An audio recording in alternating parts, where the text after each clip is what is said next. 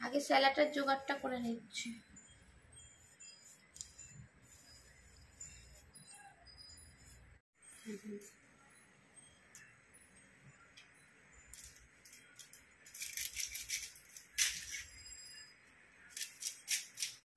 এখন পয়সা দিয়ে জিনিস কিনেও জিনিসের ভেতরে এত নোংরা, মানে কি বলবো। দেখো আলু এত দাম, আলু সব মানে যে কটাই কাটছি দেখছি আলুগুলোর ভেতরে নষ্ট দাগ। বাইরেটা খুবই সুন্দর দেখতে, ভেতরটা ওইরকম। পেঁয়াজেরও তাই। কি করবে মানুষ, এত দাম তো আর একদম কম নিচ্ছে না, 1 কাটার দাম নিচ্ছে। পেঁয়াজ 55 টাকা 60 টাকা হয়ে গেছে, আলু 35 টাকা, কম সময় 32 টাকা এরকম নিচ্ছে। তারপরেও যদি জিনিস খারাপ হয় আমার গায়ে লাগে না বলো? এত দাম দিয়ে জিনিস, আমাদের কাজের ইনকামের দাম তো আর বাড়ছে না, জিনিসের দাম বেড়ে যাচ্ছে। কাটাকুটি কমপ্লিট, আর বড়িটা ধুয়ে রেখে দেবো, মানে তুলে দেবো আর কি।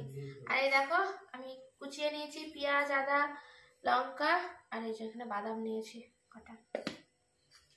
অলরেডি বুঝতে পেরে গেছে ও কি করবো। বাবা আমাকে একটু হেল্প করে দেবে, এই যে খোসাটা ফেলে। বাবাকে এই সব কাজগুলো দিন, আমার বাবা হেল্প করে দেয়।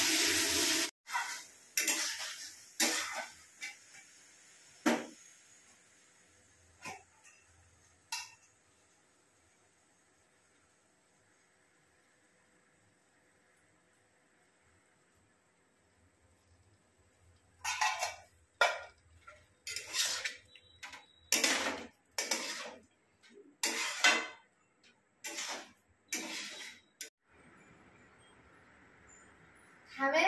চলে আসো, প্রায় রেডি হওয়ার কাছাকাছি। তরকারিটা তো হয়ে গেছে, স্যালাড কাটা হয়ে গেছে। আজাও আজাও আজাও।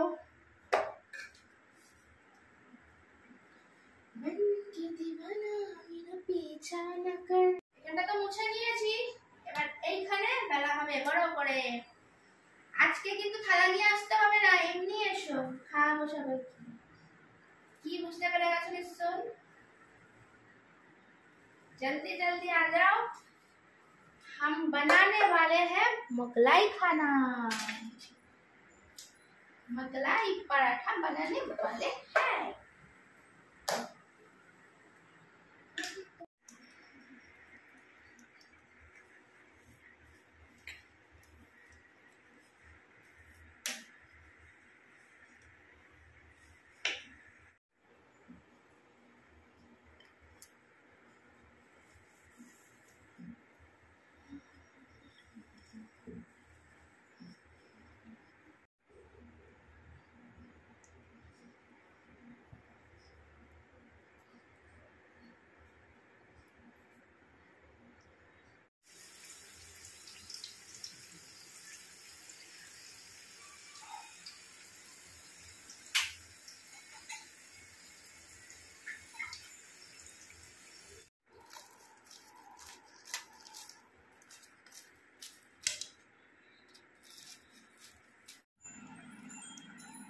এই যে দিয়ে দিয়েছি।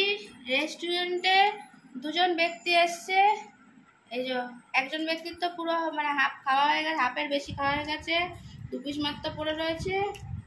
এই এক ব্যক্তি এসছেন, এক একজনের এক এক রকম ডিমান্ড ভাই। ও তারপর রেস্টুরেন্টের মালিকের যা অবস্থা হয়েছে সেটা দেখো। রেস্টুরেন্ট মালিকের বলবে শেফের, এই যে একজন বলে টমেটো সস খাবো, একজন বলে চিলি সস খাবো। পয়সা দিয়ে খাবো, যেটা বলবো সেটা দেবে। চয়েস আপনা আপনা, তাই তো? বাবার থেকে 1 পিস নিয়েছিল, দিয়েছো? যেহেতু বাবাকে আগে দিয়েছি ওই জন্য বাবার থেকে মা 1 পিস নিয়েছিল, তাই এখন দেওয়া নেওয়া হচ্ছে। বাবা এদের মধ্যে যা চলছে চলুককে যাক। এবার যে শেফ রান্না করছে তার অবস্থা দেখুন, সে ঘেমে নে একাকার হয়ে মানুষকে সেবা করছে, তাও কারণ মন পাচ্ছে না। কেমন হয়েছে টেস্ট না? পুরো রেস্টুরেন্টের মতন।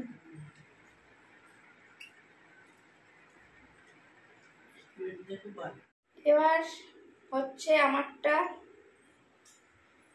মানে যারা করে তারা সবার শেষে খায়, এটাই হচ্ছে বোঝার।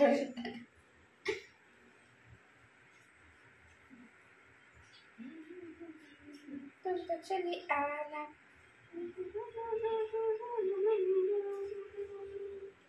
ना करना बहाना, तुम तो चली आना।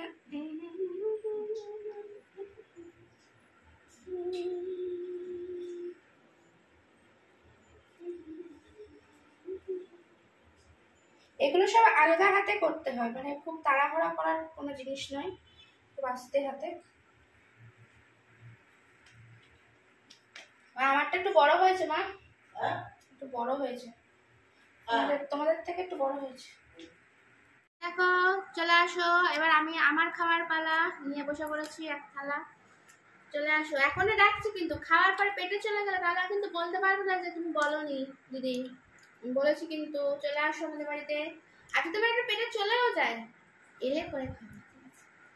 সেই বল তুমি বলে দিদি মোগলাই খেলে তুমি পেট থেকে বার করে খাবো নাকি? আসো খাওয়াবো। হ্যাঁ সেটাই তো সবাইকেই বলছি, আসো আমাদের বাড়ি, আমি খাবো, নিশ্চয়ই করে খাবো। দিদি অনেক কিছু বানাতে পারে, এলেই খাওয়াবে। মোগলাইটা দারুণ হয়েছে। এরকম বল না, মাছটা বানাতে পারে, তবে এটাও আমাকে মাছটা আনতে হবে। জানো রোল মোগলাই তো ভালোই হবে। চাউমিন ভাবছি একটা রেস্টুরেন্ট খুলবো, কেমন? ধাবা ধাবা চলবে কিনা জানি না, তোমরাই আসবে খেতে, চেনার লোক।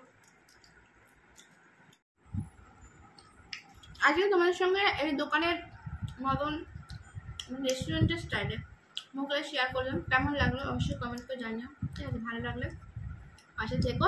আর যারা এই রেসিপিটা মানে করতে চাও বাড়িতে একবার ট্রাই করে দেখো। আশা করি এখন যা বাজারের মানে বাজার মূল্য, বাড়িতে এরকম করে অনেক শান্তিতে খেতে পারবে আমার মনে হয়। যাই হোক, কষ্ট, আবার কষ্টের দামটাও আছে, যাই হোক উঠবে না কষ্টের দাম, কষ্টের কোনো কিছু হয় না, বাড়িতে করে সবাইকে খাওয়ানোর আনন্দ একটা আলাদা, ওটা কষ্ট মনে হয় না। যাই হোক আজকের মতো সবাইকে good night, tata, bye bye. খেতে খেতে আবার দেখা হচ্ছে নতুন একটা ভিডিওর সাথে।